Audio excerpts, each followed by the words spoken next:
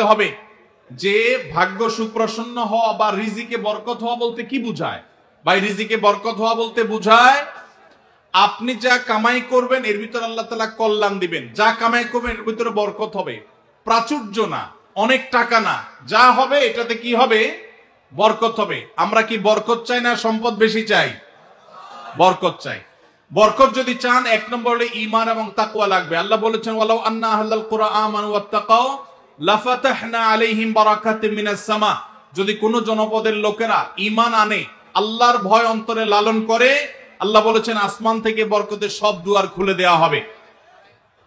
এজন্য ভাই, ঈমান যদি থাকে, তাকওয়া যদি থাকে, গুনাহমুক্ত জীবন গড়ার সংকল্প যদি থাকে, বরকত আসবে জীবনে। নাম্বার 2, ইস্তেগফার বেশি বেশি করলে, আল্লাহ বলেছেন সূরা নূহের মধ্যে, যদি কেউ ইস্তেগফার করে, নূহ আলাইহিস সালাম তার জাতিকে বলেছেন ফাকুল তুস্তাগফিরু রাব্বাকুম ইন্নাহু কানা গাফফারা ইউরসিলিস সামাআ আলাইকুম মিদরারা ওয়া ইমদিদুকুম বিআমওয়ালিন ওয়া বানিন ওয়া ইয়াজআল লাকুম জান্নাতিন ওয়া ইয়াজআল লাকুম আনহারা। আল্লাহ নবী নূহ আলাইহিস সালাম বলেছেন, আমি আমার জাতিকে বলেছি তোমরা আল্লাহর কাছে ইস্তেগফার করো, ক্ষমা প্রার্থনা করো।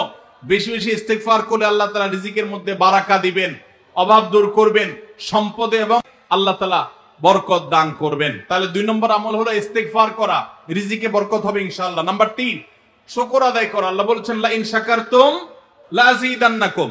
আপনি কোনো কিছু পেয়েছেন, আলহামদুলিল্লাহ বলেন, যা পাইছেন শুকর আদায় করেন, আল্লাহ নেয়ামত বাড়ায় দিবেন। নাম্বার 4, দান সাদাকা করা। আল্লাহ তাআলা বলেছেন ইয়ামহাকুল্লাহুর রিবা ওয়া ইউরবিস সাদাকাত। আল্লাহ সুদকে ধ্বংস করবেন, তবে সাদকা এবং দান এটাকে আল্লাহ তাআলা বাড়িয়ে দিবেন। এই জন্য কেউ যদি দান করে, আল্লাহ তাআলা তাকে কি দেন? বরকত দান করেন তার রিজিকে। তারপরে 5 নম্বর হলো আত্মীয়তার সম্পর্ক রক্ষা করা। নবীজি সাল্লাল্লাহু আলাইহি সাল্লাম বলেছেন মান সাররাহু আন ইউবসাতা লাহু ফি রিজকিহি আও ইউনসালাহু ফি আসারিহি ফালিয়াসিল রাহিমা।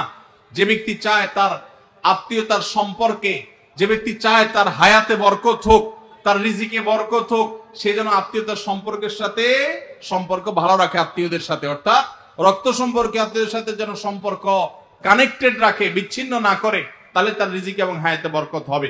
এবং সর্বশেষ আরেকটা আমল বলতে চাই, সেটা হলো খাবারের ক্ষেত্রে একত্রিত হয়ে বসে খাবার খাওয়া। এই সুন্নত আমাদের সমাজ থেকে বিদায় হয়ে গেছে, আমরা অনেকে জানি না।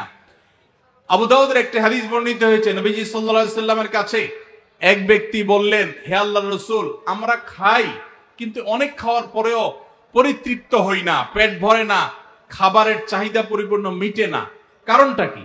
নবীজি সাল্লাল্লাহু আলাইহি সাল্লাম বলেছেন তোমরা সম্ভবত আলাদা আলাদা প্লেটে খাও, আলাদা আলাদা সিঙ্গেল খাও।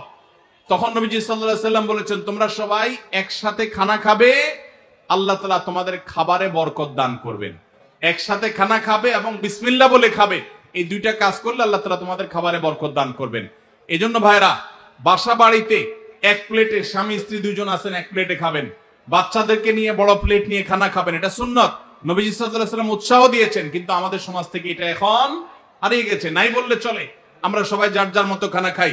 এজন্য এই কাজটাও আমাদের আমলে, আমাদের রিজিকে, আমাদের হায়াতে বরকত এনে দিবে ইনশাআল্লাহ।